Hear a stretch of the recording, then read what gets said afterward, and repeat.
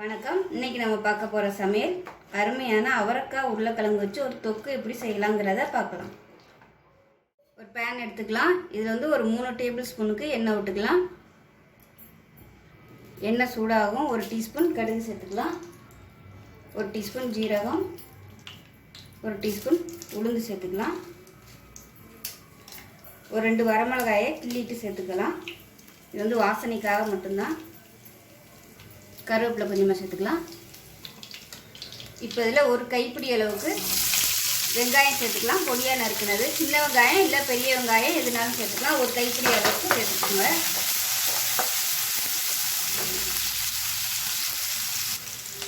அஞ்சு பல் பூண்டு நச்சதை சேர்த்துக்கலாம்.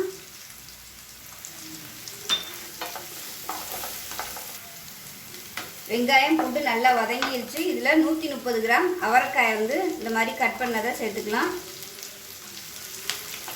இது ஒரு 2 நிமிஷம் நல்லா வதக்கி விட்டுக்கலாம். அவரைக்காய் லேசாக வதங்கிடுச்சு.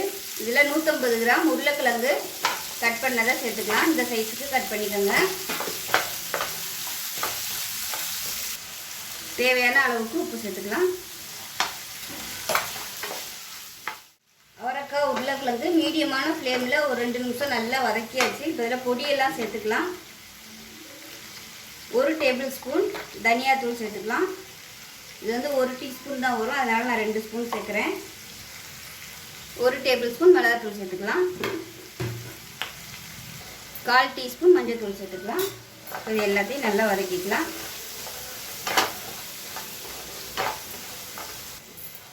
பொடி சேர்த்து நல்லா வதக்கியாச்சு. இதில் மீடியம் சைஸாக 2 தக்காளி மிக்சியில் அடித்ததை சேர்த்துக்கலாம்.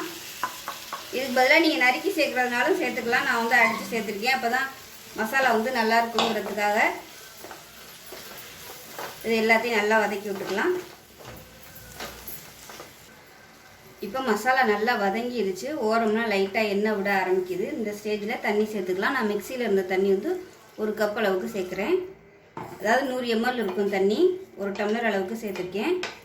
இப்போ இது நல்லா கொதித்து வெந்து வரட்டும். அடுப்பு மீடியமான ஃப்ளேமில் இருக்கட்டும். ஹை ஃப்ளேமில் இருந்துச்சுன்னா உங்களுக்கு இது டக்குன்னு அப்படியே வற்றி போயிடும். காய்கறி வேகாது. அதனால் மீடியமான ஃப்ளேமில் மூடி போட்டு வேக விட்டுக்கலாம். மூடி வச்சிடலாம். இப்போ எப்படி இருக்குன்னு பார்க்கலாம். பாருங்கள், நல்லா அருமையாக வத்திருச்சு. நல்லா தொக்கு மாதிரி வந்துருச்சு பாருங்கள். இந்த ஸ்டேஜில் உப்பு பத்தலைன்னா கொஞ்சமாக உப்பு சேர்த்துக்காங்க. நான் உப்பு கம்மியாக இருக்கனால கொஞ்சமாக சேர்க்குறேன். இது சைடிஷாகவும் தொட்டு சாப்பிட்லாம். சாதத்தில் போட்டு பசங்க சாப்பிட்றதுக்கும் அருமையாக இருக்கும். எப்பயும் வெறும் அவரைக்காய் பொரியலாக பண்ணாமல் இந்த மாதிரி தொக்கா செஞ்சு சாப்பிட்டு பாருங்கள். சூப்பராக இருக்கும். சப்பாத்திக்கெலாம் கூட தொட்டுக்கலாம். அது அவ்வளோதான். இப்போ அமர்த்திடலாம். கொத்தமல்லியெல்லாம் சேர்த்துக்கலாம். லாஸ்ட்டாக சேர்த்துட்டு கேஸ் அமர்த்திடலாம். டேஸ்ட் ரொம்ப அட்டகாசமாக இருக்கும். ஒரு தடவை இது மாதிரி செஞ்சு பாருங்கள். செஞ்சு பார்த்துட்டு எப்படி வந்துச்சுங்கிறத சொல்லுங்கள். வீடியோ பிடிச்சிச்சின்னா லைக் பண்ணுங்கள், கமெண்ட் பண்ணுங்கள், சேனலை சப்ஸ்கிரைப் பண்ணுங்கள், பக்கத்தில் உள்ள பெல் பட்டனையும் ப்ரெஸ் பண்ணுங்கள். நன்றி.